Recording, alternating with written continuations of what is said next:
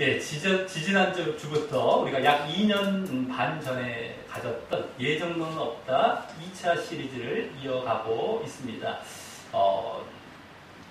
1차 때 보았던 요한복음과 사도행전, 또 로마서, 에베소서를 제외한 이 신약의 나머지 책들 중에서 이번엔 한 12차례에 걸쳐서 이제 예정론 구절들을 이제 다루면서 거의 이제 신약에 나오는 웬만한 예정론 구절들을 우리가 다 다뤄보게 되는 그러한 시간으로 갖고 있는데요. 오늘은 이제 지난주와 지지난주에 이어서 계속해서 마태복음에 나오는 이 구절들을 보게 되겠고요. 다음 주부터는 이제 바울 서신서로 들어가게 되겠습니다. 한 6책 정도가 되겠는데 쭉 이어가고 그 이후에 또 일반 서신서인 베드로 전서 쪽으로 이제 이렇게 이어가면 우리가 이제 마치게 되겠습니다.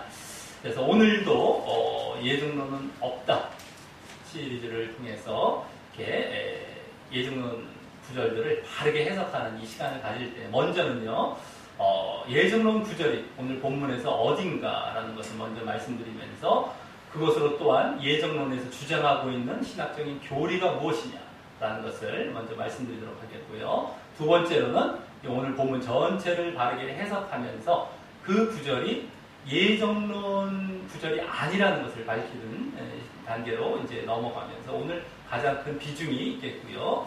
마지막 단계로 그렇게 해서 그 해석 가운데 얻게 된 교훈을 우리에게 적용하는 시간으로 이제 마치도록 하겠습니다. 자, 그럼 먼저 첫 번째 단계로 오늘 예정론 구절을 말씀드리자면요.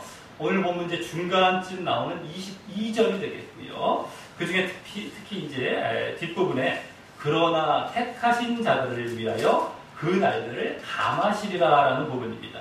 여기 택하신 자들이란 말이 나오기 때문입니다. 택했다라는 말이 나오죠. 그 말은 24절에도 또 그 뒤에 나오죠. 그리고 또 오늘 본문 이제 뒷부분인데요. 31절, 저 31절에도 나와서 그 모든 구절들이 함께 예정론 구절로 언급되기도 하지만 이 22절이 가장 근본이 되는 그 구절이 되겠습니다. 그래서 이 구절로서 이제 칼빈의 5대 교리 중에서는 지난주와 지지난주에 이어서 또다시 무조건적 선택 교리를 주장하는데 사용합니다. 택했다, 택하신 뭐 이런 말이 나오기 때문에 선택, 그죠? 무조건적 선택 이 교리를 이제 주장하는데 사용을 하는데요. 특히 오늘 본문에 나오듯이 오늘 본문의 내용과 이제 결부에서 선택받은 자들은, 이렇게 택함받은 자들은 우리 주 예수 그리스도의 재림하시는 날에 이제 좀 이따 그런 내용이 나옵니다. 재림의 날, 예수님의 재림의 날에 환난의 날을 면하게 하신다는 겁니다. 환난. 오늘 그 내용이 나오는데 재림과 환난. 재림의 날에 환난의 날을 면하게 하신다는 것을 주장하고요. 또 오늘 뒷부분, 오늘 보면 뒷부분에 나오는 31절과 또 연관해서 보면은 그 사방에서 또 모아주신다. 택하신 자들에 대해서, 그 선택받은 자들, 예정된 자들에 대해서 그렇게 해주신다라고 주장하게 됩니다. 하지만 이 말씀, 이런 주장 또한 오늘 그냥 막무가내로 이 선택, 택함이라는 말이 나오기 때문에 그와 같이 그냥 지나치지 않고 주장하고 있는 그러한 모습이다라고 하는 것입니다. 성경이 또 택했다라는 말이 자주 나오죠. 택함, 선택이라는 말이 자주 나오다 보니까 예정론의 5대 교리, 칼빈의 5대 교리 중에서 이 무조건적 선택 교리가 가장 많이 주장이 되는데요. 그 택함이란 말은 원래 무엇이라고 말씀드렸습니까? 부르심이나 택하심 이런 말은 다 믿음을 달리 표현했다고 보면 뭐 전혀 문제가 없다라고 이제 말씀을 드렸습니다. 믿음 차원의 말입니다. 택하셨다는 것도 믿음이 있기 때문에 택하셨다는 것이고 불러오셨다라는 것도 거기에 응답해서 내가 믿음 안에 들어갔다 이런 얘기입니다. 다 믿음입니다. 믿음. 근데 그걸 갖고 예정론자들은 꼭 이와 같이 예정론에 써먹고 있다는 것입니다. 근데 오늘도 또 그 택함이라는 말이 나오기 때문에 마태복음, 세복음 구절은 다 지금 무조건적 선택의 교리를 주장하는데 사용한다라고 하는 것입니다.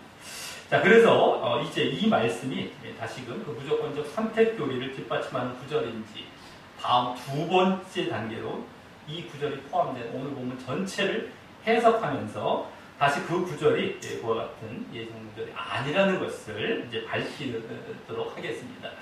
자, 먼저 오늘도 마찬가지로 오늘 본문이 어떤 배경 가운데 나오는지를 알아야 하기에 그것부터 이제 말씀을 드리겠습니다. 어떤 배경인지. 그래야 늘 우리는 말씀을 바르게 해석할 수 있다는 것입니다. 흐름과 문맥과 배경들을 잘 봐야 되는 것이죠. 자, 예수님께서는요, 지난주에도 말씀드렸듯이 마태복음 19장에서 이제 갈릴리에서 예루살렘을 향해 갔던 모습에서 21장에 들어오면, 마태복음 21장에 들어오면 예루살렘에 입성을 하십니다. 입성하시자마자 성전 청결 사건이라고 일명, 그러니까 막 매매하고 막 장사하는 성전에서 이런 모습을 다 갈아엎으시는 성전 청결 사건을 지나서 다음에 이제 그 바리새인이나 종교지도자들, 대제사장과 같은 종교지도자들이 예수님께 다가와서 무슨 권세로 예수님이 이제 막 사람들을 가르치고 있을 때 무슨 권세로 이런 일들을 하느냐.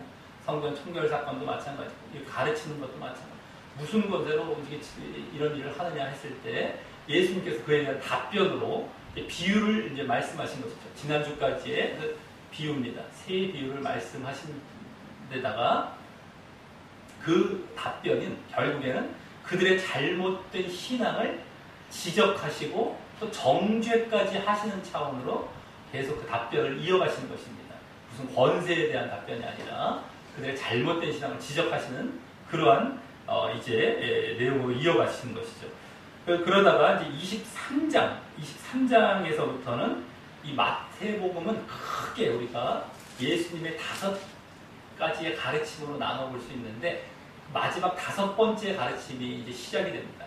마태복음 23장에 들어와서 21장부터 입성하시는 내용이 나왔고 그러한 이제 답변하시는 내용이 나오다가 23장에서 5번째 가르침이 나오는데 그때에도 계속해서 예수님은 그 종교 지도자들을 향해서 유대인들을 향한 그 잘못된 신앙을 지적하고 비난하시는 그 모습이 계속 더 이어가시게 되죠. 저주까지 하십니다. 저주. 7화가 나와요. 7가지 화를 막 이제 저주하시는 겁니다. 팔복이라는 말씀이 있었다면 7화가 마태복음에 또 나오죠. 예수님께서 말씀하시는 걸 잘 봐야 됩니다. 우리에게 좋은 얘기를 말씀하시는 건 별로 없어요. 다 막 저주까지 퍼부시는 정도의 화라는 건 다른 말로 저주입니다. 저주. 근데 그렇게 하지 말라는 것이죠. 너희들 거기서 돌이키라는 차원의 저주죠. 그렇게 나가면 너희들 지옥 간다는 거지. 그래서 그들을 사랑하기 때문에 그들을 돌이키기를 원하는 마음으로 저주까지 하시는 거예요. 비난뿐만 아니라 지적해 주시고 비난해 주시고 저주까지 하시는 거예요. 근데 사람들은 착각한다는 겁니다. 그 사람들이 잘못돼 갖고 그걸 지적해 주고 하고 저주한다면 그것을 싫어해요. 당장에 그래 갖고 막 아파하면서 도망가죠. 피해가죠. 그러면 안 됩니다. 근데 이들도 이제 그러기 때문에 결국엔 죽음의 길로 가는 거예요. 거기서 깨닫고 낮아져야 되는 것이거든요. 확 낮아져서 아, 내가 그랬구나.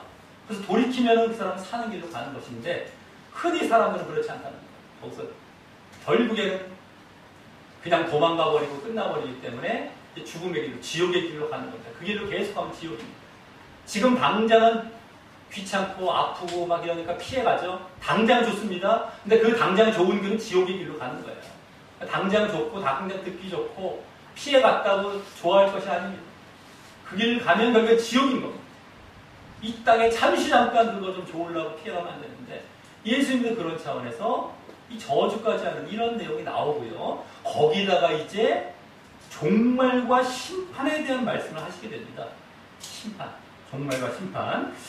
그래서 이제 24장부터 25장까지의 이 주요 주제가 바로 종말과 심판이 되는 것입니다. 이 종말의 말씀이 24장, 마태복음 24장이 아주 대표적인 부분이 되는 24, 25장이. 그래서 이제 막 종말에 대한 말씀도 하시게 되는데 특히 오늘 본문 앞에 24장, 오늘도 24장이죠. 24장 3절부터 그 종말과 심판에 대해서 본격적으로 말씀하시게 되는 것입니다. 그렇게 그 종말과 심판을 말씀하시게 된 것은 예수님께서 23장 말미와 24장 말미에서부터 24장 2절까지에서 이제 말씀하신 예루살렘 성전의 멸망에 대한 예언에 대해서요. 제자들이 그 3절, 오늘 24장 3절과 같이 예수님께 질문하는 것으로 그 종말에 대한 가르침이 시작되는 것입니다. 답변하시다가. 그죠? 예루살렘 성전이 멸망당할 것이다. 너희들이 이러이러하게 믿고 유대인들이 그죠? 성전을 갖고 다 중심으로 우리 안심하면서 우리 구원받을 것이다 했는데 그거 아니다. 라고 막 저주도 하시면서 막 그것도 멸망할 걸 말씀하시다가 그걸 제자들이 질문하는 거예요. 그 멸망과 같은 예루살렘 성전의 멸망, 예루살렘의 멸망과 관련해서 질문, 하면서 질문할 때 그걸 답변하시면서 종말에 대한 가르침, 그 심판에 대한 가르침이 본격적으로 펼쳐지는 것이었죠. 자, 그 24장 3절에 나온 제자들의 질문은 두 가지인데요. 거기를 보시면 예루살렘 성전 파괴라는 이제 머지않아 있게 될 현재적인 종말에 대해서 질문하면서도요. 이제 얼마 안 있어서 이제 있게 될 그 종말이죠. 그 파괴, 예루살렘 성전. 그러면서 또 한편으로는 주의 재림과 종말이라는 먼 훗날에 있게 될 또 미래적 종말에 대해서 함께 질문하는 것입니다. 이 성전이 멸망당할 것, 그리고 앞으로 예수님의 재림 때 종말, 그것에 대해서 함께 질문을 이제 제자들이 하게 되는데 그에 대해서 예수님은 똑같이 두 가지 차원으로 그대로 대답을 해주시는 것입니다. 그래서 이제 이 종말, 오늘 본문에서도 그 분위기가 그대로 이어지는데 그 예루살렘의 멸망, 당장에 그 당시 이제 몇십 년 후에 있을 그 다음에 또 이제 마지막 완전한 종말, 이 두 가지를 이제 함께 우리가 염두에 같이 봐야 되겠습니다만, 자, 근데 또 제자들이 질문했던 내용에 있어서도 이제 두 가지를 내용을 또 질문하게 되었던 것이었습니다. 바로 종말의 시기, 언제 그런 일이 있겠습니까? 라는 시기를 질문했고요. 또 하나는 종말의 징조, 그때 어떠한 징조가 있겠습니까? 라는 그 징조 두 가지를 질문했는데 예수님은 그 중에 종말의 시기에 대해서는 알려주시지 않죠. 왜냐하면 왜 그렇습니까? 믿음에 대해서 하나님께서 시험하고 심판하셔야 되기 때문에 정확한 그걸 알려주면 어떻게 됩니까? 시기를 딱 알려주면 그때만 믿으려고 하죠. 진짜 믿음이 아니죠. 언제 온다 이러면 자기 마음대로 방종하다가 그때만 바짝 믿으려고, 그건 믿음이 아닌 겁니다. 그러니까 시기는 알려주실 수가 없게 되고요. 종말의 징조에 대해서만 이제 대답하시게 되는 것입니다. 그래서 이 앞본문에서 그 종말의 징조로서 말씀하신 것은요, 이제 앞본문입니다. 오늘 보면 앞본문 부분에서 그것은 바로 거짓 그리스도의 미혹과 또 전쟁을 시작으로 한 재난, 다른 말로 고난, 재난의 시작이었는데 8절에 나오겠습니다. 8절, 오늘 본문 이제 앞에 그 8절의 재난의 시작, 고난의 시작. 그 본격적인 고난은요, 그 고난, 재난, 그게 시작되는 것은 불신자들을 통해 외부적으로 박해가 있고 그것이 또 교회 내부적인 박해로 이어지다가요. 외부적으로 박해가 있는데 또 내부적으로도 박해가 이제 이어지다가 또 그 기회를 틈탄 거짓 선지자들의 미혹까지 받게 되고, 교회 내부에 미혹까지 받게 되고, 이건 가르침 쪽이죠. 거짓 선지자들의 거짓 가르침의 미혹을 받는 것이죠. 박해도 받다가. 그러므로 점점 하나님의 법을 떠나는 그런 불법이 성행하게 되고, 믿음에서 떠나는 겁니다. 하나님의 말씀에서 떠나요. 법을 떠나요. 말씀을 안 가르치고 거짓 가르침을 행해나가고 이런 것들이 하다가, 그래서 믿음이 흔들리고 또 사랑이 식어지게 되어서 그래서 믿음을 지키기 어렵게 되는 그런 고난임을 말씀해 주셨던 것입니다. 진정한 고난은 그런 차원입니다. 여러 가지 전쟁과 기근과 이런 것뿐만 아니라 그때 결과적으로는 믿음에서 떠나는 이러한 미혹과 여러 가지 이제 흔들림으로 인해서 떠나는 이런 차원의 고난이었다라는 것입니다. 그래서 그 종말은 주로 이제 그 거짓 그리스도나 거짓 선지자들의 미혹이 그 당시 때뿐만 아니라 그 이후 시대를 거쳐 또 지금까지도 성행하고 있기 때문에, 그죠? 지금 계속해서 거짓 가르침은 이단이나 이런 것들 계속 성행하고 있기 때문에 지금 시대에까지도 이어지고 있음을 알게 하는 것입니다. 지금도 사실은 그 종말과 그 고난의 시작, 종말, 징조 이런 것들은 계속 이어지고 있는 거예요. 종말의 징조가 고난 속에 이제 재난의 시작이라는 것으로 이제 주로 말씀된 것인데, 그것이 또 미혹에 의한 것이 이러했던 거짓 가르침, 근데 그것이 지금까지 이어지고 있는 것을 보면 지금도 종말의 징조. 그래서 계속 종말은 지금 이어지고 있는 것입니다. 자, 그래서 이 앞본문에서는 그러한 사실과 함께 그 말씀의 내용에 있어서도 주로 종말 때 이단과 거짓 교사의 미혹에 조심해야 한다는 것이 그 주된 가르침과 요지로서 말씀하시게 되셨던 것입니다. 그쪽 차원에서 거짓 가르침, 미혹 이겁니다. 그렇죠? 다른 것보다도, 다른 현상보다도. 자, 그와 같은 흐름 속에 오늘 본문에서도 계속 그 3절에서의 제자들의 질문에 답변하시면서 그 종말의 징조에 대해 계속 그와 같은 분위기로 답변하시게 되는 것이 배경이 되는 것입니다.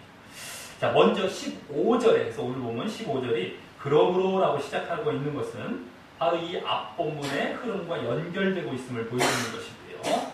또 오늘 뒤에 나올 내용들을 보게 되면 이제 그 앞본문보다요 더 진전된, 더 구체적인 말씀을 하시겠다는 의미가 또 포함되어 있는 말이기도 한 것입니다.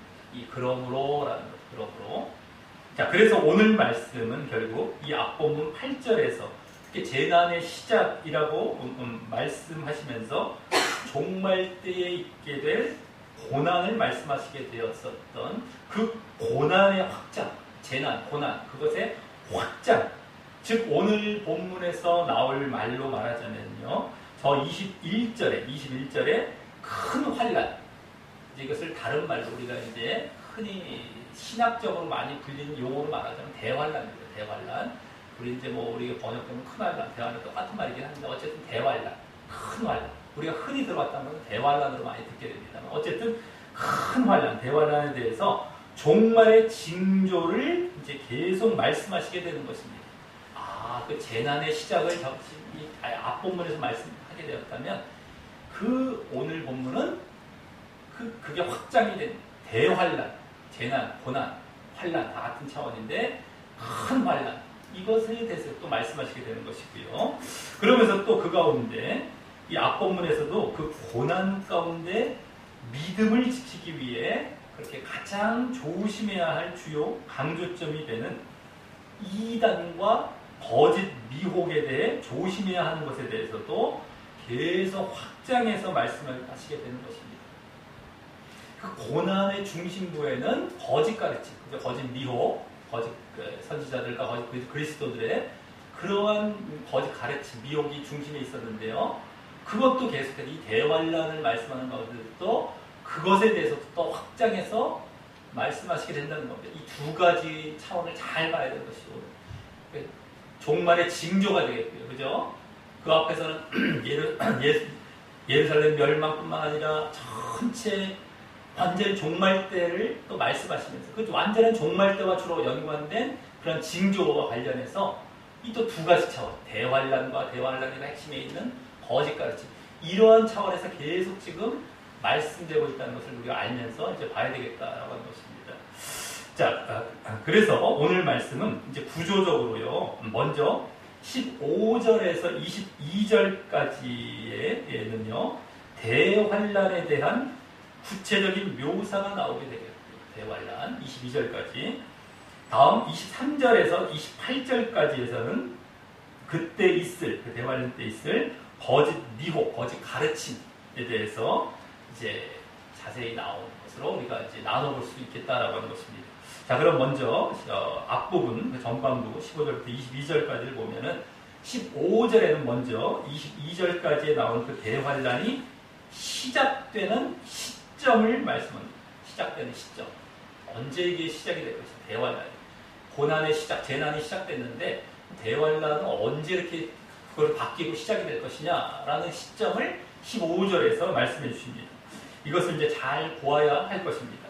이 앞에 8절의 그 재난의 시작으로 말미암아 보여졌던 그러한 고난, 환란이 이제 대환란으로 이어져서 진정한 환란과 고난으로 전개되는 것의 그 시작점이기에 그만큼 중요하기 때문입니다. 자, 물론 여기서 말씀하시는 것도요, 앞서 말씀드렸듯이 예루살렘 멸망과 함께 마지막 종말이라는 두 가지의 예언의 성격이 있는 것입니다. 예루살렘 멸망, 그 당시에 예루살렘과 그 성전이 멸망당할 사건, 그것이 하나의 큰 또 환란입니다. 근데 또 궁극적으로는 예수님 재림 때 있을 완전한 마지막 종말, 이것이 이제 함께 겹쳐져서 말씀되는 것도 그 배경에 깔려 있다는 것이죠. 자, 그럼 그 대환란이 시작되는 시점을 말씀하시기 위해서요, 거기 구약 다니엘서의 예언을 예수님께서 인용하십니다. 다니엘서의 예언. 자, 즉 멸망에 가증한 것이 거룩한 곳에 선 것을 바로 그 시점으로 말씀하시는 것인데, 멸망에 가증한 것이 거룩한 곳에 설 때, 그때라는 거예요. 그 시점으로 그 대환란의 시점, 시작되는 시점으로 말씀하시면서 이후 20절까지의 말씀은요, 그 이후 20절까지 말씀은 그런 현상을 보면, 그런 멸망에 가증한 것이 그때 이렇게 거룩한 곳에 선 것을 볼 때 그것을 보고는 도망하라라고 이제 말씀하시는 내용입니다. 도망하라는 것이죠. 자, 그럼 여기 멸망에 가증한 것이 거룩한 곳에 선 것이라는 것이 무슨 뜻인지가 이제 중요하겠는데요. 이것을 알기 위해 다니엘서를 또 참고해 보면 이와 관련된 말씀이 다니엘서 3군데에 나옵니다. 다니엘서 9장, 11장, 12장에 이제 나오는데요. 자, 먼저 멸망에 가증한 것이라는 말은 그 의미대로 그대로 다시 말씀드리자면 멸망과 황폐를 가져오는 가증한 것이라는 뜻입니다. 멸망에라는 말이 멸망과 황폐를 가져오는 이런 것으로 보면 되겠습니다. 그러한 가증한 것. 그래서 그것이 또 거룩한 곳에 선다라는 것인데, 그 거룩한 곳은 또 다니엘서를 참고해 보면 바로 성전을 의미하는 것입니다. 그래서 이 멸망에 가증한 것이 거룩한 곳에 설 때라는 말은 멸망에 가증한 것으로 인해 성전이 황폐되고 더럽혀질 때라는 말이 되는 것입니다. 성전에 설 때 멸망에 가증한 것. 그래서 성전이 황폐되고 더럽혀진다라는 것이죠. 자, 이 말이 다니엘서의 예언에 더 구체적으로 나와 있는데요. 11장과 12장에 나와 있는데요. 이는 성전 중에서도 성전은 이제 바깥 성소, 내 안쪽 성소에서 크게 성소와 지성소로 나뉘지 않습니까? 성소와 지성소, 성전 중에서도 지성소, 더 안쪽이죠. 지성소에 매일 드리는 제사를 폐하며, 이제 못하게 하며 멸망케 할 미운 물건을 세운다. 그래서 여기 멸망에 가증한 것, 그 물건을 세운다라는 뜻으로, 이것은 이제 역사적으로 볼 때 다니엘서가 예언된 이후가 되겠죠. 하지만 BC, 예수님께서 오시기 전에 BC 168년경에 수리아, 그 당시 이제 시리아, 지금의 그런 말하는 시리아, 수리아, 아람 지역, 거기 왕 안티오쿠스 에피파네스라는 자가 있었습니다. 그러니까 예루살렘 성전에 제우스의 상을 세우고, 이제 멸망에 가장 것이 우상과 같은 그 제우스 상을 세우고, 그 제단에다가, 또 성전 제단에다가 유대인들이 부정하게 취급했던 돼지를 제물로 바쳤던 사실로 가증한 어떤 그러한 것을 좀 보이는 것이었죠. 비슷하게 성취된 것처럼 보였습니다. 그래서 이제 이것을 다시 이제 정결케 하는 사건이 마캅이라는 자가 정결케 했던 일이 생겨갖고, 요한복음에도 나오는 수전절이라는 것이 그와 관련된 이제 절기가 되기도 하는데, 어쨌든 간에 그러한 비슷한 일이 있었지만 그 이후에 다시 여기 예수님께서 그 다니엘서를 인용하셔서 예언하신 말씀, 또 예언하신 겁니다. 이게 끝난 것이 아니었다는 것이죠. 그렇죠? BC 168년경에 그 사건은 끝난 것이 아니라 또 있다는 것은요, 지금 이제 1차적으로 볼 때는 뭐가 되겠습니까? 아까 말씀드렸듯이 성전, 예루살렘 성전 파괴, 멸망, 그것과 관련하여 말씀하고 계셨기 때문에 일단 AD 70년경입니다. 이 당시에는 이제 AD 30년, 40년 그 사이였고요. 몇십 년 후에 70년경에 예루살렘이 로마 장군 디도에 의해서 멸망당하고요. 그때 완전히 다 이제 예루살렘 멸망당하고, 그때 성전도 다 같이 이제 무너지는 것이죠. 로마가 그 성전 폐허 지역 위에 세운 우상의 제단, 내지는 또 신상을 또 세우게 됩니다. 아니면 또 로마의 독수리 문양의 군기입니다. 로마 군기. 이것을 꽂았는데 그것을 가리키는 것으로 볼 수 있을 것입니다. 가증한 것. 그리고 이는 다니엘서 9장과 또 데살로니가후서 2장, 전에 봤던 데살로니가후서 2장, 또 계시록 3장, 요한계시록 13장을 참고해 보면 궁극적으로는 1차적으로는 이제 이렇게 이러한 현상이 나타나긴 했었습니다. 도망가라 했을 때 도망도 가는 모습이 나타난 것이었는데 더 궁극적으로, 실질적으로, 궁극적으로는 종말에, 완전한 그 마지막 때, 종말에 있게 될 대환란 때, 큰 환란 때, 바로 적그리스도가 나타나서, 우리 데살로니가후서 때 봤죠, 적그리스도.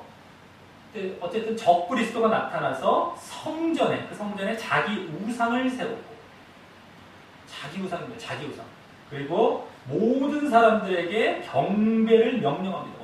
경배를 명령함으로써 아주 극악한 신성 모독을 범할 것을 예언한다고 볼 수 있을 것입니다. 나중에 또 이러한 일이 벌어지겠구나라는 것인데요. 마지막 때.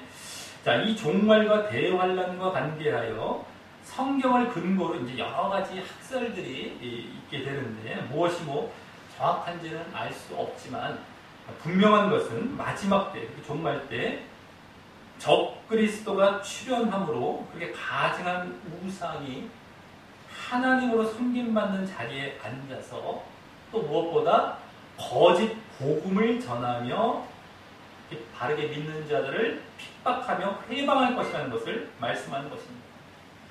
그러니까 이제 가장 큰 것은 가증한 그 우상이 적그리스도가 우상을 세우긴 세우는데 거짓 복음으로서 자식을 따르게 하는 것입니다. 자기를 섬기게 하고, 그죠? 정말 이렇게 다른 신앙이 아니라 하나님도 아닌 뿐만 아니라 예수님도 아닌 거짓 신앙으로 자기를 따르게 하는 차원이 되는 것입니다. 그것이 이제 가증한 것이 성전에 섰다는 것이 이제 그런 의미죠. 그냥 어떤 물질적으로 이렇게만 보는 것이 아니라 육신적으로만 보는 것이 아니라 영적으로 보면 결국에 그겁니다. 결국에 그거. 이제 거짓 복음 가르치고 거짓 가르치는 가르치고 우리 데살로니가후서 때도 봤지만은 그래서 자꾸 이제 자기 쪽으로 끌어오고 이렇게 잘못 믿게 하는 차원이 결국에는 이러한 이제 때가 되겠다라고 하는 것입니다. 그래서 이는 앞본문에 그 교회 내부에 있게 될 이 앞본문에 교회 내부에 있게 될 핍박과 불화와 또 거짓 선지자의 미혹, 핍박도 받으면서 거짓 선지자의 미혹도 있는데 그런 맥락에서 영적으로 보게 될 때 그렇게 거룩한 곳 성전인 교회 내부에 적 그리스도와 같은 거짓 가르침이 자리 잡고 적그리스도를 중심으로 한 거짓 가르침이 자리 잡게 되는 것이고요. 그래서 더 본질적으로는요, 거룩한 성전이 이 눈에 보이는 이런 물리적인 성전뿐만 아니라 또 뭐가 있습니까? 우리가 성전했을 때 바로 교인 각자의 심령이 되는 겁니다. 각자가 우리 성전이 우리 자신의 우리 심령, 그 심령에 하나님이 아닌 가증스러운 우상이 자리함으로써 교회적으로나 또 교인 개개인적으로나 이제 우상이 딱 자리 잡고 거짓 가르침이 딱 자리 잡는 겁니다. 그게. 그래서 멸망의 길로 가게 될 때를 여기 지금 멸망에 가증한 것이 거룩한 것이 설 때, 이때 이제 그 대환란이 시작될 때라고 지금 말씀하신 것으로 볼 수 있는 것입니다. 그럴 때가 오가는 거예요. 계속해서 가는 거예요. 그러니까 이제 교인 개개인에게 당연히 우상은 자리 잡을 것이고 교회 전체적으로도 마찬가지죠. 볼 것도 없죠. 전체적으로 잘못됐다는 것, 신앙이 교회가 전체적으로 잘못되어 갈 때라는 겁니다. 거짓 가르침으로 완전히 사로잡혀갖고 거짓 우상에 사로잡히고 하나님이 아닌 다른 것을 섬기고 있고 결국에는요. 지금도 사실 그런 경우가 많지 않습니까? 하나님이 아니에요. 솔직히 지금 예정론은 없다를 하고 있지만 예정론식으로 하나님을 섬기면 하나님이 아닙니다. 거짓 하나님을 만들어놨어요. 예정론 시계 5대 칼빈이나 5대 교회에 만든 하나님은 하나님이 아니에요. 성경에 나온 하나님이 아닙니다. 다른 하나님이에요. 그런 하나님은요. 아주 못된 하나님.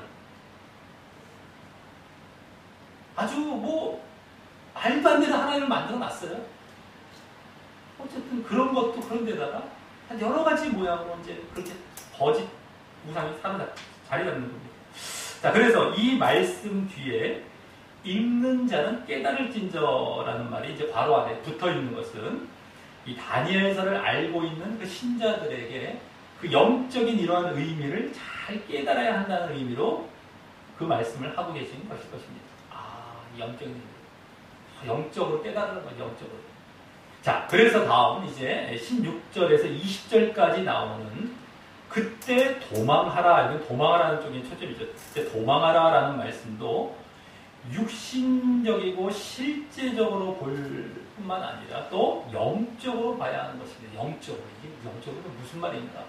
근데 실제적으로도 예루살렘 멸망 때 막 도망갔어요. 이와 같이 영적인 의미가 또 있는 것입니다. 그런데 자, 그럼 이 구절들에서 이제 말하고 있는 16절부터 20절까지 해서 말하고 있는 1차적인 공통 요지는 무엇입니까? 거기 보면 산으로 도망하라고 하시면서 4가지 정도를 이제 쭉 이제 말씀하시는데요. 산으로 도망하라. 이것은 이제 안전한 곳으로. 기본입니다. 그러면서 4가지 어떤지 좀 구체적인 예를 드시면서 말씀하시는데 첫째는 뭡니까? 당시 평평하고 저녁에 이제 서늘해서 휴식을 취하기도 했던 그런 지붕 위에 있다가 지붕입니다. 지붕 위에 있다가 일어나 급히 도망하라라고 하시면서 그때 집안에 있는 물건을 잊으라라고 말씀하시고 집안에 있는 물건 가지러 그냥 잊고 도망하라는 것이고요. 또 둘째로는 밭에서 일하던 자들도 집에 벗어놓은 겉옷을 가지러 뒤로 돌이키지 말라 라고 하시면서 자신의 그 모든 소유물을 잊으라 또 여기서 말씀하시죠.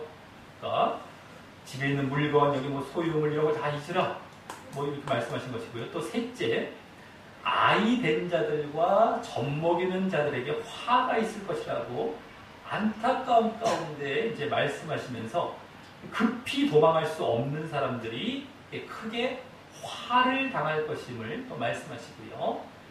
또 마지막 넷째로 도망하는 일이 겨울과 같은 우기라서 우리랑은 여기 계절이 약간 반대죠. 겨울 쪽에 비가 많이 옵니다. 우리는 여름 쪽인데요.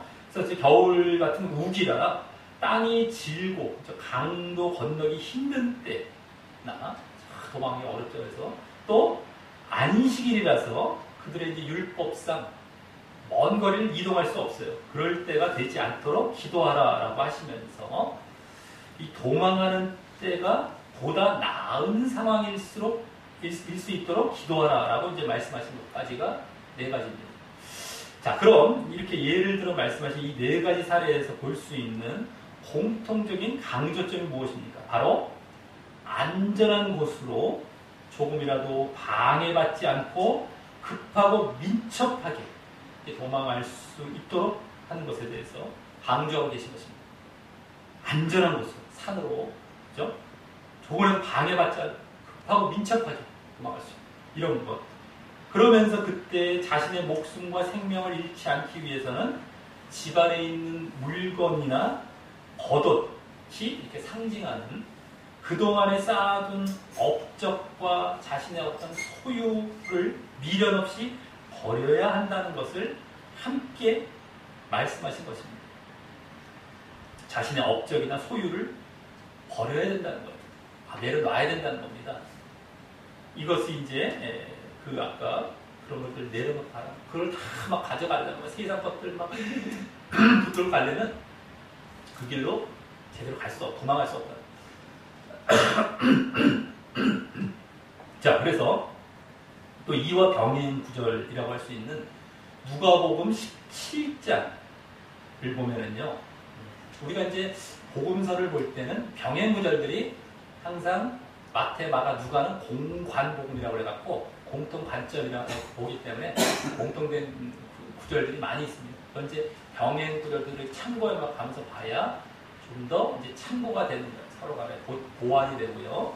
그래서 어쨌든 누가복음 17장을 보면은 이와 같은 내용이 나올 때 이런 내용이 함께 나옵니다. 거기는 롯의 철을 생각하라. 롯의 철. 이제 구약 롯의 철을 생각하라. 물은 롯의 처가 어땠습니까? 소돔과 고모라 성을 빠져나오다가 뒤를 돌아와 소금 기둥이 됐죠. 그러지 말라는 거예요. 그 생각하라는 거예요. 그래서 무릇 자기 목숨을 보존하고자 하는 자는 뒤를 돌아보고 뭘 가지러 막 세상 이렇게 자기 목숨을 보존하려고 하는 자는 잃을 것이요. 그것에 대해서 잃으려고 하는 자는 오히려 살리라. 목숨을 살리라. 이겁니다. 이 말씀을 하셨기 때문에 더 그러한 것이죠.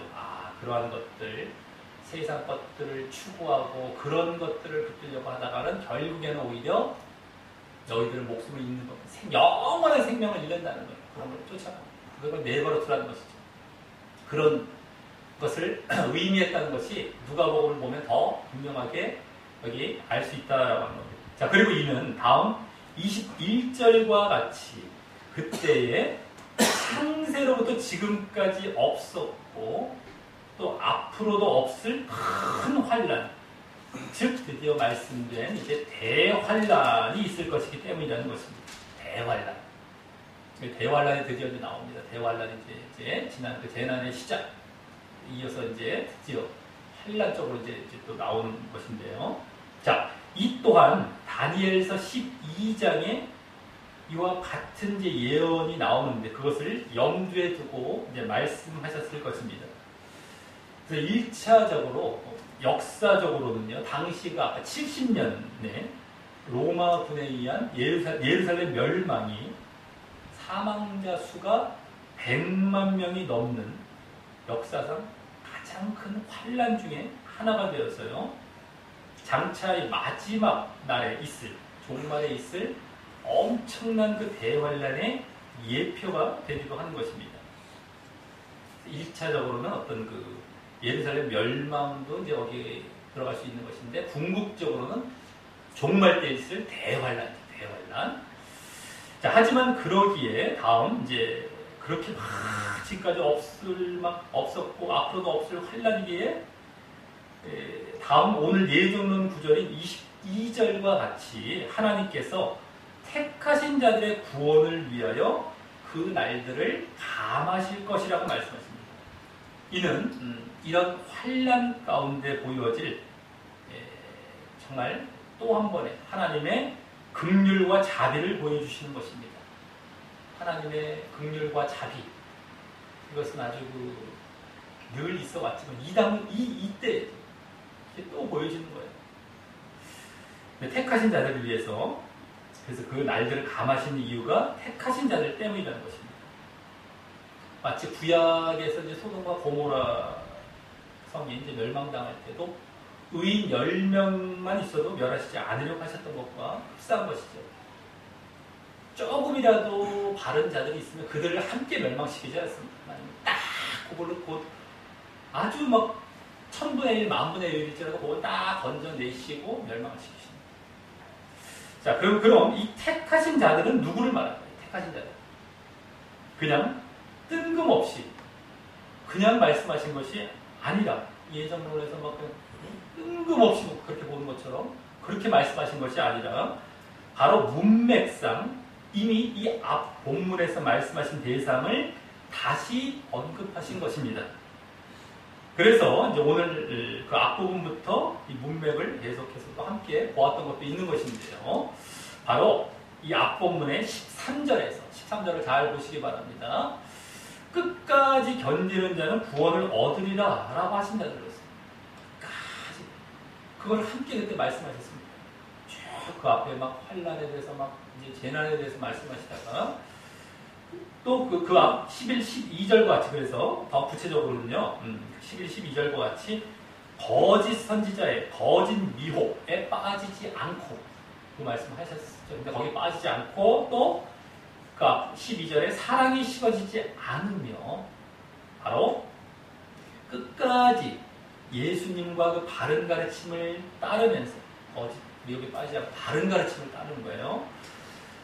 그러니까 또 하나님께 대한 뜨거운 사랑을 갖고 한마디로 변치 않는 믿음으로 살아가는 자들인 것입니다. 거짓 가르침을 말지 않고 또 사랑, 하나님에 대한 사랑도 있고 뭐 사람에 대한 사랑도 있겠지만 어쨌든 간에 믿음인 겁니다. 그게 다. 그죠? 바로 가르침도 마찬가지. 그러한 자들을 이들이 바로 택하신 자들이 되는 것입니다. 거기서도 그 앞본문에서도 환난 속에서도 그와 같은 구원의 희망을 말씀하신 것이었다. 그 가운데에서 이러한 자들은 구원받을 것이다라고 이제 구원 차원에서도 그때 희망적으로 말씀하신 것이었다면 그 앞본문에서도 마찬가지입니다. 오늘은 더 확장됐다고 그랬죠. 환난이란 그런 재난이란 흐름 가운데 그러한 구원을 말씀하셨다면 여기서도 오늘 본문에서도 그와 같은 환난을 쫙 말씀하시는 가운데 그 가운데서 딱 택하신 자들이라는 이 차원의 구원을 말씀하신 것입니다. 또 똑같기 때문입니다. 그게 더욱 그들을 말하는 거예요. 택하신 자들. 바로 그들. 끝까지 견디는 자. 자, 그래서 이 택하신 자들을 예정론에 입각해서 창세전에 구원 선택받기로 예정된 자를 보면 안 되는 것이다라고 하는 것입니다. 갑자기 막 뜬금없이 예정론이 막 어느샌가 성경에 막 싹 그냥 막 마치 집어넣어져 있다가 그들 구미에 막 맞게 툭툭툭 튀어나오는 이런 차원의 무슨 뭐 말씀들이 아닙니다. 근데 그들은 그렇게 봐요. 앞뒤 문맥도 다 볼 필요도 없어요. 그래서 그냥 택함 나왔다. 창세는 택함이고 창세는 예정이야. 무조건 갖고 이거예요. 이런 경우가 세세가 있습니다. 앞에 조금만 봐도 우리 지금까지 봤듯이 조금 문맥만 살펴보고 제대로 흐름만 봐도 그것이 알려진 게 딱딱딱 드러났는데 여기서도 마찬가지거든요. 다른 곳에서도 마찬가지로 택하셨다는 건 믿음입니다. 믿음. 믿음이 있고 결국에는 그러한 자들을 택하셨다는 거예요. 택하실 자들이에요. 그래서 그들의 구원을 위해서. 그들은 바른 믿음이 있는데 함께 멸망할 수 없는 거거든요. 그럼에도 그냥 말이 그냥 또 예정, 선택, 옳고 그러면 안 된다는 거예요. 그러면 안 된다는 거예요. 그러면 안 되는 것입니다. 보이는 대로 판단해버리고 아주 편하게 판단해버리고 끝나버리는 거예요. 이러면 안 돼요. 하나님은 제일 싫어하시는 게 그겁니다. 앞뒤 가리지 않고 그냥 막무가내로 나가는 걸 제일 싫어하세요. 공의라는 것이 그러시지 않으신다는 거예요. 하나님 공의가 있다. 공평하다. 정의롭다. 절대 그렇게 지나치지 않습니다. 이유가 있으면 그 이유를 분명하게 말씀해 주시고 파악해 가시려고 하시죠. 꿀꺽하고 넘어가지 않아요. 넘어가지 않으세요. 근데 인간 사회에서 그런 게 엄청나게 많아요. 그리고 그냥 나 모른다 하면 끝이에요. 하소연할 데가 없고 끝입니다. 하나님은 그런 걸 정확하게 판단하시는 것이죠. 절대 넘어가시지 않습니다. 근데 예정으로 하나님 그런 하나님을 만들어놨어요. 꿀꺽이 하나님 그냥 아주 고약하시고 아주 앞뒤 그냥 보실 것도 없고 그냥 당신 마음대로 술 취한 사람처럼 독재를 휘둘르고 그냥 막 그냥 에휴 넌 선택 넌 유기 이렇게 나쁜 하나님으로 선택받은 사람들은 찬양할지 모르지 유기된 사람들은 저주를 퍼부어야 할 하나님 하나님께 막 따져야만 할 그게 말이 해야 됩니까? 나중에 하나님 앞에 유구무원인데 할 말이 없어요. 심판대에서 어떻게 따집니까? 근데 유기된 자들 그들의 교리에 의하면 유기된 자는 따져도 상관이 없는 그런 하나님을 만들어놨어요. 선하신 하나님도 아니고 절대적인 어떤 그들이 좋아하는 절대 주권을 가진 하나님은 될 수도 없어요. 그들은 막 독재를 휘둘리는 절대 주권이라고 얘기하는데 그런 주권이 아니죠. 하나님. 이 참 보통 문제들이 아니에요. 그런 하나님을 만들어 놓고 더 하나님을 높이는 그냥 위장해갖고 그냥 막 그냥 사람들을 휘어 그냥 모아갖고 지금 다 멸망지로 가게 만들지 않습니까? 자, 어쨌든 그와 같은 믿음 차원의 지금 택하신 자들이라는 것을 여기서 분명히 볼 수 있다라고 하는 거예요. 소수 그리고 자, 그럼 15절부터 여기까지의 대환란에 대한 구체적인 묘사를 하고 있는 말씀을 여기 이제 앞부분입니다. 오늘 전반부가 되겠죠. 그 대환란이 중심이 됩니다. 대환란 아까 선부분을 말씀드렸듯이 대환란 그걸 묘사하고 있는 말씀을 영적으로 볼 때 영적으로 이걸 또 우리가 그냥 이렇게 실제 역사적으로 입신적으로 보고 끝나는 것이 아니라 영적인 또 의미가 있는데 그것으로 볼 때 결국 교회와 또 신자 내부의 적그리스도의 거짓 가르침과 우상이 만연하고 자리 잡을 때, 그때죠, 대환란.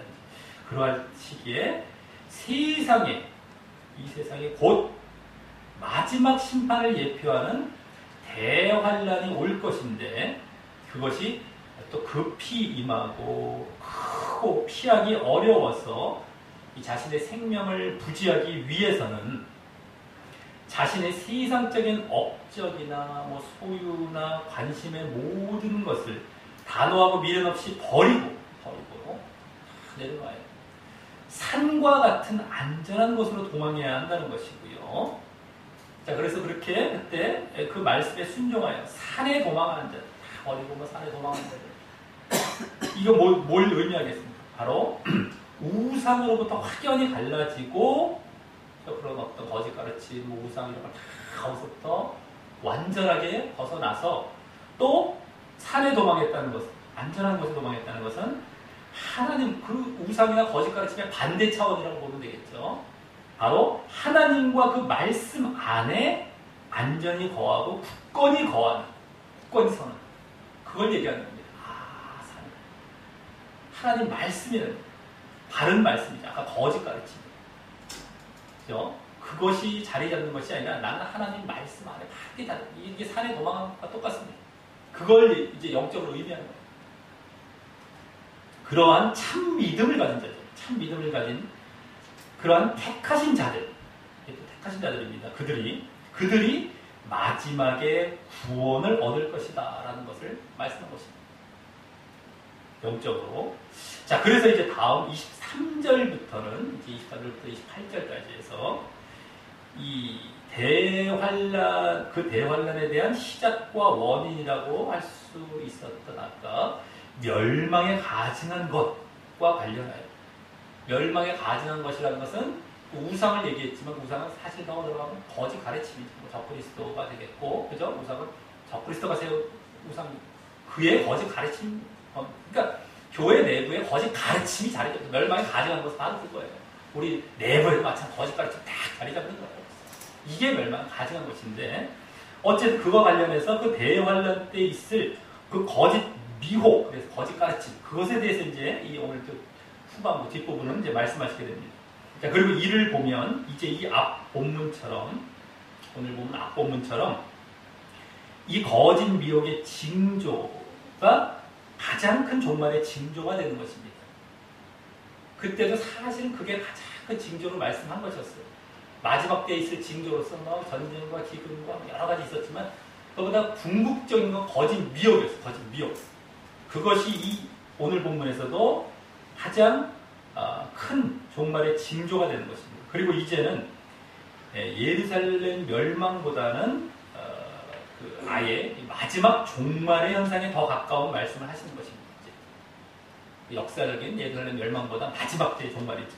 자, 그런데 앞서 그 전반부에 멸망에 가증한 것이 거룩한 것에 선 것이라는 것에 대한 말씀은 많은 사람들이 이미 핍박과 시험을 이기지 못해서 미혹받은 차원의 그러한 말씀이었다면요. 많은 사람들이 막 미혹받고 간 거예요. 근데 이 후반부는요, 23절부터 이 후반부는 그것들을 이기고 아직 미혹받지 않고 남아있는, 즉 앞서 말씀하신 바로 택하신 자들에게도 이미 다 많은 사람들 미혹당했지만 이제 남아있는 그 택하신 자들에게도 그 미혹이 계속해서 있을 것이라는 차원의 말씀이 또 되는 것입니다. 이 후반부는. 그냥 앞에부터 넘어간 거예요. 여기는 택하신 자들 같은 정말 바른 믿음에 있는 자들에게까지도 미혹이 계속 있을 것이다. 자, 그래서 24절에서 이 뒷부분에 그 사실을 말씀합니다. 먼저 24절 우리가 보겠는데 그 뒷부분을 보면 나오죠. 그러한 내용이. 또 그리고 그 앞부분에는 앞본문에도 말씀하신 미혹자들이었던 거짓 그리스도들과 거짓 선지자들에 대해서 말씀하시는데 이제 이게 드디어 나옵니다. 앞본문에 나왔던 건데 거짓 그리스도, 거짓 가르치는 거짓 그 선지자들 말씀하시는데 그들이 이미 택함받지 못한 자들을 미혹했던 것이었고요. 그러니까 바른 믿음에 있지 못한 자들, 거짓 것 좋아하고 막 그냥 그런 것에 다 그들을 벌써 미혹했던 것이고요. 이번에는 그들이 그 큰 표적과 기사로 그것까지 포함이 되는 거예요. 거짓 가르침에다가 막 큰 표적과 기사로서 할 수만 있으면 그 택하신 자들도 미혹할 것이라고 말씀하신 것입니다. 여기서 택하신 자들이 미혹을 이제 받는 것을 보면은 그들 가운데서도 미혹될 자들이 있을 것을 이제 보게 될 때, 그죠? 그들도 막 미혹을 한다는 거예요. 미혹을 한다는 거예요. 그들 가운데서도 다 미혹당하는 건 않지만 미혹당할 자들이 있기 때문에 미혹을 하는 거거든요. 그것을 이제 보게 될 때 그들이 구원받기로 예정된 자들이 아니라는 것이 더 분명히 보여지는 것입니다. 그래서 이거 갖고 오히려 예정론 구조로 사용하는데 그것이 아니죠. 그들은 미혹해봐야 그들 미혹 안 당해 이렇게 얘기하겠죠. 예정론자들은. 근데 그렇게만 볼 수 없는 것이죠. 그래서 이제 오히려 그들 가운데서 잘못하면 미혹을 당할 자들이 있다는 것이에요. 조심해야 된다는 이 차원이거든요. 지금 택하신 자들 또 미혹한다는 거예요. 그럼 거기서 한 명이라도 미혹이 당했다. 그럼 예정됐다고. 택하신 자들은 예정된 자를 얘기하는 것이 아니라는 거죠. 그냥 증명이 되는 거예요. 근데 이걸 갖고 오히려 또 예정론자들 써먹고 있지 않습니까? 자기네들 그게 택하신 요구만 거죠. 5천원 요구 한두 번만. 자, 그래서 이제 이 대환란과 같은 환경적으로 또 육체적으로 아주 힘들 때에 그 택하신 자들을 기이한 능력과 속임수로 미혹할 것이라는 것입니다. 막 힘든데 막 거짓 가르치면 이겨내고 있는데 막 기사와 이적 막 이런 걸로 막 능력으로 막 미혹할 것입니다. 자, 그리고 그때 미혹당할 자들은요, 누가 그럼 미혹당할 것인가? 이전에 보았던, 우리가 바로 전에 보았던 데살로니가 후서에서 종말과 재림을 말씀하고 있는 2장입니다. 데살로니가 2장 9절 10절을 보면 진리를 사랑치 않고 진리에 바로 서지 못한 자들이 될 것입니다. 이때에도 마찬가지입니다. 진리를 사랑하지 않고 진리에 바로 서지 못한 자들. 그러기에 이때고 언제고 간에 늘 진리의 말씀 안에 굳게 서 있어야 하는 것임을 알 수 있는 것입니다. 다 이제 연관해서 보여주죠. 진리의 말씀 안에 서지 못한 자들이 결국 이때도 결국 미혹을 당하는 거예요. 잘 나가다가. 잘 가다가도 거기 굳게 서 있지 못한 겁니다. 진리의 말씀. 굳게. 그걸 정말 사랑하지 못했던 거예요. 어느 정도 이겨냈다 할지라도. 그런 자들이 또 미혹을 받는 거예요. 자, 그리고 그 거짓 그리스도의 미혹에 대해 더 경고해 주시기를 방금 봤던 이 24절을 제외한 23절에서 27절까지 해서 이제 드디어 이제 앞부분의 그 3절의 제자들의 질문 중에서 24장 3절입니다. 그 제자들의 질문 중에서 또 다른 하나였던 그리스도의 재림과 관련된 말씀을 하십니다. 종말이 되겠죠. 그리스도의 재림은 종말. 예루살렘 멸망도 있고 그리스도의 종말 이게 있는데 어쨌든 재림과 관련된 말씀을 하시며 사람들이 거기 그리스도가 여기 있다 혹 저기 있다 23절에 그 말씀이 나오죠. 사람들이 그리스도가 여기 있다 아니면 저기 있다 즉 구체적인 예로서 26절에 거기 뭐라고 하면 광야에 있다 또는 골방에 있다 하여도 믿지 말라고 말씀하십니다. 잘 보시기 바랍니다. 23절 26절 여기 있다 저기 있다 막 미혹해서 그거 믿지 말라라고 하는 것입니다. 이것이 거짓 그리스도를 분별할 수 있는 또 하나의 방법이 될 것이기 때문입니다. 그거 아니다는 거예요. 거짓 그건 가르침이다. 여기 이제 광야는 세례 요한이 주로 이제 사역했던 무대였죠. 근데 이제 어떤 공개적인 장소를 말하고 큰 어떤 집회 장소라고 할 수 있겠어요. 큰 집으로 말하자면 이 당시에 이 요한도 막 여기 있어요. 와 이러면서 막 미혹하는 것처럼 지금으로 말하자면 운동장 같은 막 빌려서 집회하는데 여기서 임하실 것입니다. 뭐 한다던가 어쨌든 어떤 공개적 장소를 말하고 골방은 반대로 이제 보이지 않는 비밀한 어떤 지하 장소 정말 물리적인 지하 공간이 될 수도 있겠고 안 보이는 어떤 은밀한 장소 이런 장소를 말하는데 이는 그래서 그리스도가 그런 공개된 집회 장소나 은밀한 장소에서 재림하시지 않을 것을 이제 말씀하시는 것입니다. 그런 장소가 아니라는 거예요. 그리고 그 미혹은 힘들 때에 있을 것이기 때문에 예수님께서는 그래도 현혹당하지 말라라고 25절과 같이 보라 내가 너희에게 미리 말하였노라. 미리 말하였노라. 미리 말하였다. 아주 환난 때 이런 일이 있을 것이기 때문에 그리고 자칫하면 너희들 거기에 잘못하면 넘어가게 되는데 미리 말하였다. 신신당부하시는 것이죠. 아주 신신당부의 말씀을 하시는 것입니다. 예수님께서 이제 말씀하신 이런 이제 뉘앙스라고 할까요? 그 보면은 마음을 보면 그것도 다 드러납니다. 신신당부 내가 미리 말한다, 미리 말한다 이렇게 말씀하십니다.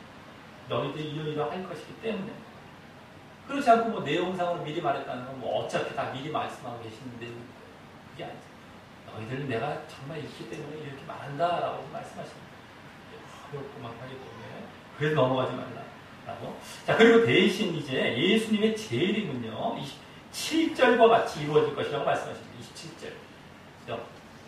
아까 막 광야 골방이 아니라 27절 같이. 자 이 말씀에는 예수님의 재림에 대해 이제 두 가지 특징이 보여지는데요. 일단 어떤 특정한 사람만 알고 볼 수 있는 제한된 장소에 오시고 그래서 누가 알려줘야 알 수 있는 것이 아니다 말이죠. 이 재림은 아니라는 것이 아니라 모든 사람의 눈에 분명히 보여서 누구나 알 수 있게 이루어질 것이라는 것입니다. 첫 번째. 누구나 알 수 있게. 그러니까 막 여기에 와, 막 여기 이거 다 아니라고 보면 되겠죠. 이걸 먼저 말씀해 주신 것이고요.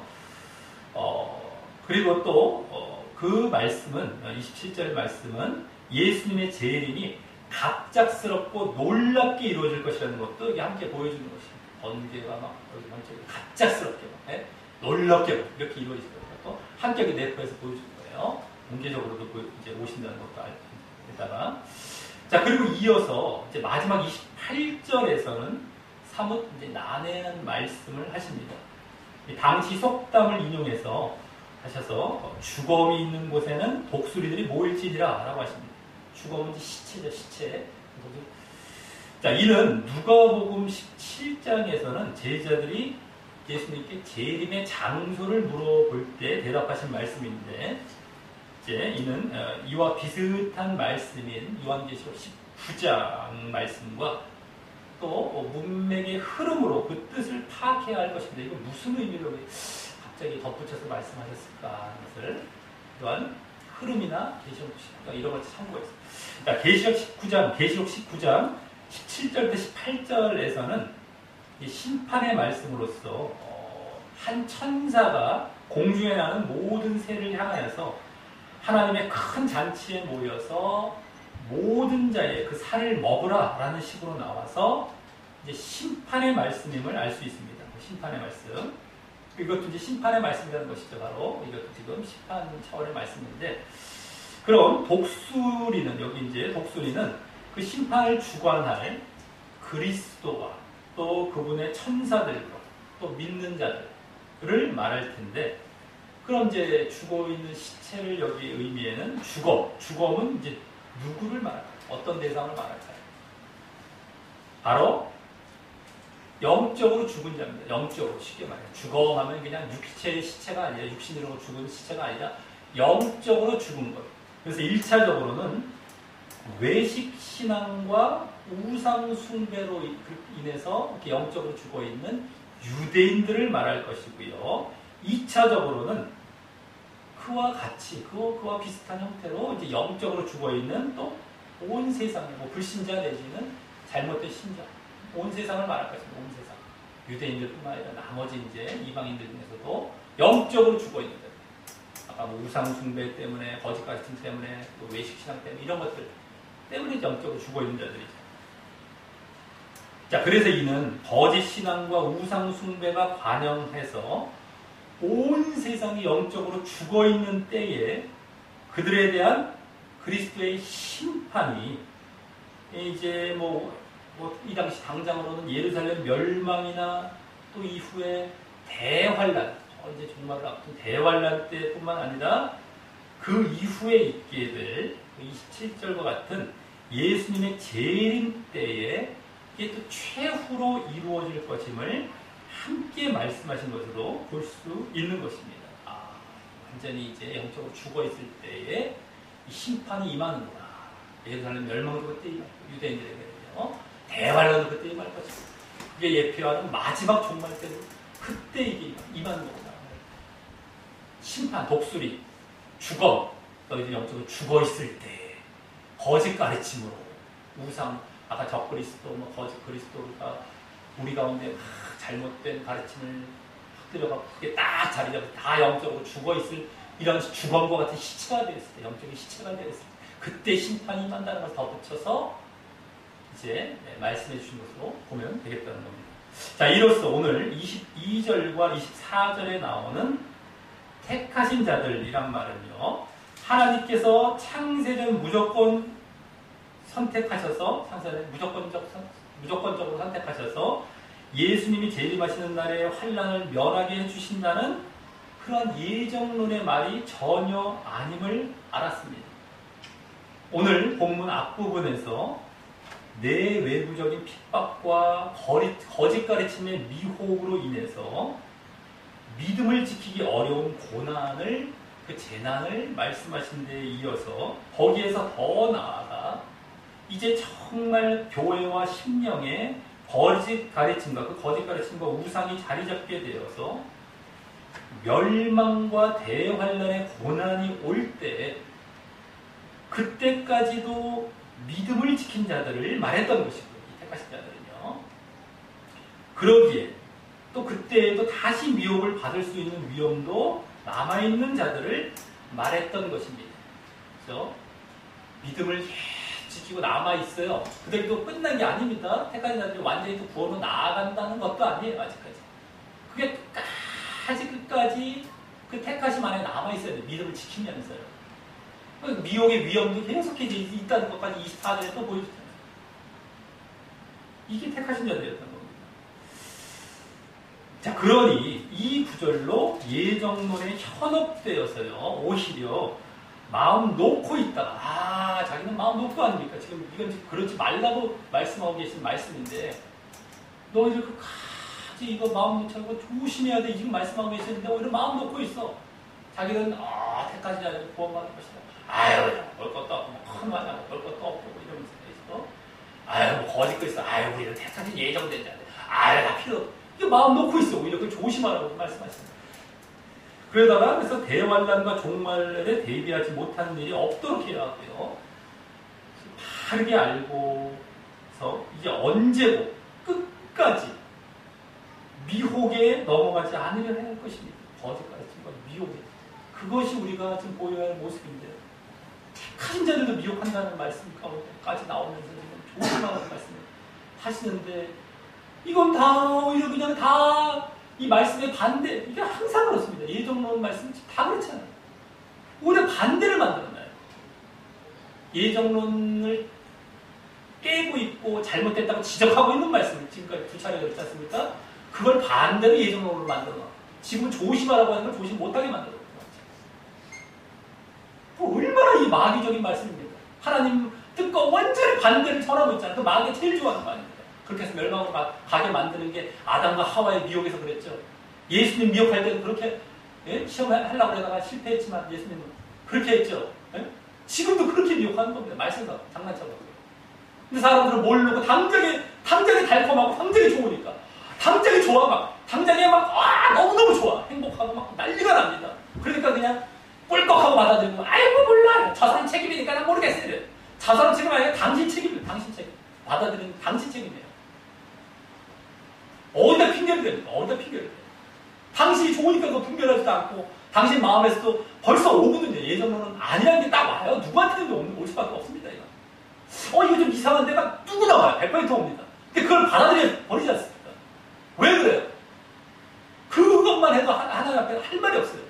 누구든지 이거 안 할 사람 한 명도 없어요. 장담합니다. 이거는. 근데 그걸 꿀꺽 해버려요. 왜? 왜 꿀꺽할까요? 아니라는 게 왔는데 왜 꿀꺽을 할까요? 그게 좋으니까 거기서 딱 증명이 되어버린 거예요. 하나님 그걸 정확히 깨뜨려보세요. 못하는 자기 증명을 자기가 갖고 있는 겁니다. 사람 앞에서는 뭐라고 얘기해도 증거가 뭐라고 얘기해도 증거를 어떻게 할 수가 없어, 잡을 수가 없어요. 아니라고 자기 우겨대는. 하나님은 정확하게 그걸 알고 계시고 자기한테 네? 정확하게 오고 있거든요. 근데 그게 당장 편한 것 때문에 그냥 무시하고 넘어간 거예요.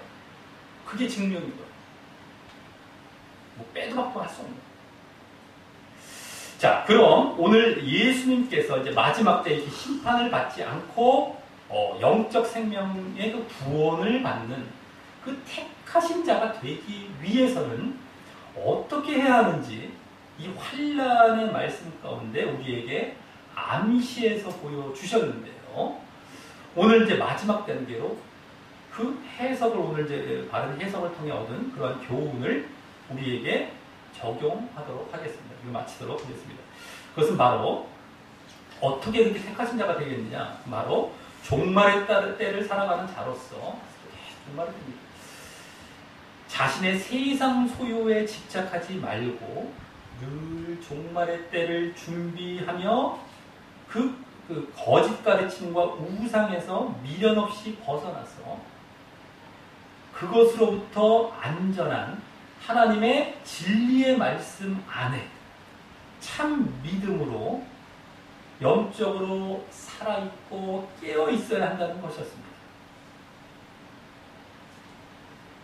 거짓 가르침을 벗어나고 정말 바른 가르침 안에 있으므로 영적으로 죽어있는 것이 아니라 시체가 된 것이 아니라 영적으로 살아있는다. 이것 다 버리고 내려놓고 거짓 가르침 다 조심해야 돼요. 근데 이게 다 연결이 되어 있습니다. 세상 소유 막 가지려고 하는 것과 거짓 가르침 빠지는 것과 그대로 연결이 돼요. 또 그대로 연결이 됩니다. 아까 예정론도 마찬가지예요. 예정론도 바로 그거예요. 예정론자들이 결국에 가는 건 육신에서 다 가버려요. 그거 추구하고 삽니다. 그러려고 예정론 붙든 거예요. 나중에 보란 말이에요. 결국엔 글로 갑니다. 아니라고 얘기해도 결국엔 글로 가 있어요. 나중에 보십시오. 안 갈 수가 없어요. 안 가요. 어느 동안은 안 갈 수 있어요.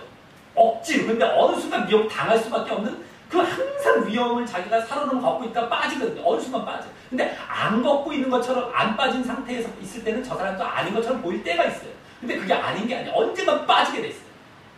우리가 그래서 얼마나 예수님께서 요만한 거 잘라버려라, 베어버려라고 하는데 이 사람 아예 갖고 있는데 그게 자기가 버틴다고 버텨집니까? 안 됩니다. 언젠가 가요. 이게 영적인 원리예요. 그래서 영적으로 거룩해라, 잘라버려라, 베어버려라, 조심해라, 늘 온전해라. 이걸 왜 말씀하시는 거예요? 이게 있을 때 그게 어느 순간 그것은 발화가 되고 커져갖고 나중에 들어갑니다. 근데 하물며 예정론을 꽉 갖고 있는 자기는 아니야. 나는 육신 세상 안 쫓을 거야. 해봐야 안 된다니까요. 무조건 갑니다. 100%가 장담합니다. 하다못해 자기가 늙어서라도 죽기 전에서라도 가요. 언젠가 다 드러나는 거예요. 실질 마음은 가 있을 수가 있고 드러나지 않을지 몰라요. 이게 보통 문제가 아닌데 이게. 그래서 결국에 멸망으로 다 가는 거예요. 이 원리를 잘 알아야 됩니다. 이거 몰라버리면 또 골치 아파지는 거예요. 자기는 아니라고 우겨대요. 막 우겨대요. 나는 신앙 잘한다. 그게 왜 신앙인 거예요? 다 거짓하면서. 근데 실제로 가 있는 거예요. 다. 보통 문제들이 아닙니다. 근데 또 이 무뎌지면은 문제가 뭐냐면 자기들을 못 살펴요. 이게 다 연결이 돼 있어요. 자기를 솔직하게 못 살펴요. 또. 그러니까 자기에 대해서 거짓하죠. 외식으로 주장하죠. 이건 답이 없는 겁니다. 그래서 우리는 낮아져야 되고 자기를 그렇게 살펴야 되고 자기가 입술로 아무리 아니라고 주장하고 주장했다고 그게 하나님 앞에 인정받는 게 아니란 말이죠. 그래서 늘 끼어 기도도 해야 되고 말씀 봐야 되고 늘 자기를 살펴야 되고 그래야 자기를 또 발견해서 이게 내가 잘못된 길로 가고 있다는 것도 자기도 알아서 그걸 벗어나는데 그것도 없는데 다 외식으로 바뀌고 거짓하죠. 자기는 자기 자신 모르죠. 또 답이 없습니다. 멸망으로 가는 길밖에 안 나와요. 이게 신앙의 원리, 영적인 원리입니다. 그걸 명심해야 됩니다. 우리가. 자, 그래서 그리고 그러면서 계속해서요. 거짓 그리스도, 거짓 선지자에 의한 그 거짓 가르침은 남아서 그 우리 택하신 자들까지도 미혹할 것이기 때문에 계속 조심하라라고 하신 것입니다. 계속 조심해야 되는 것입니다. 자, 이는 그만큼 재난의 시작도 거짓 가르침과 미혹에 의했다면 계속되는 환난과 멸망도 그 미혹에 의할 것이고요. 거짓 가르침, 또 남아있는 자들까지 계속해서 그 거짓 가르침과 미혹으로 멸망과 심판의 길로 가게 할 것임을 보여주는 것입니다. 계속해서. 자, 이는 우리가 점점 그 거짓 가르침과 미혹으로 인해서 믿음을 유지하기가 얼마나 어려운 것이며, 그러므로 얼마나 그 거짓 가르침의 미혹을 분별하고 진리를 사랑하며 진리에 바르게 서서 영적으로 살아있고 깨어있어야 하는지를 잘 보여주는 것입니다. 보통 문제가 아니고 진리를 얼마나 사랑해야 될지 모릅니다. 하나님의 말씀을 제대로 불려가고 제대로 사랑해야 됩니다. 자꾸 말씀을 던져놓고 딴 얘기하고 말씀을 뭉뚱그려 대충 뭐 봐버리고 이러면 안 되는 거예요. 제대로 보려고 그러고 제대로 이 안에서 이 의미가 무엇이냐 일로 깊이 들어가야 보여지는 거예요. 칩니다. 의도들. 그래서 정말 그래서 깨어있어요. 그래서 우리가 정말 그래서 우리도 그 방향을 추구하는 거 아닙니까? 믿음을 정말 제대로 가져야 되는데 그것은 제대로 된 진리를 사랑하고 말씀을 제대로 우리가 볼 때 그게 유지가 되는 겁니다. 그러지 않을 때는 결국엔 타협해서 결국 글로 가요. 근데 참 안타까운 것은 안 그랬던 분들이 점점 가면서 글로 싹 끌어갈 때 아닌 자리에 있는 사람을 끌어갑니다. 이 사람도 변질되면서. 그게 더 무서운 거예요. 그러니까 조심해야 됩니다. 참 이게 어려운 거예요. 참 어렵습니다. 그래서 어쨌든 간에 그걸로 사람이 지금 다 멸망을 받는 거예요. 자, 아직 대환란은 오지 않았지만 이 거짓 가르침의 미혹은 횡행하고 있고요. 어쩌면 지금 그러한 미혹으로 인해 재난이 시작되었던가 아니면 곧 대환란이 올지도 모르는 것입니다. 지금 계속해서 우리 아주 그냥 팽배하고 있습니다. 자, 그리고 그것은 그 대환란이 예표했던 마지막 심판을 부추기고 있는 것입니다. 또 심판도 또 오게 됩니다. 점점 거짓까지 팽배하기 때문에 점점 글로 가고 있습니다. 자, 하지만 하나님께서는 그중 그 택하신 자, 아까 영적으로 살아있는 자를 위해서 대환란과 심판을 미루시고 또 오더라도 감축하려고 하실 것입니다. 언제든 늘 바른 진리를 사모하며 영적으로 살아있고 깨어있어서 그러한 소수의 택하신 자가 되어서 환난과 심판을 벗어나는 우리 모두 되시기를 예수님의 이름으로 간절히 축원합니다.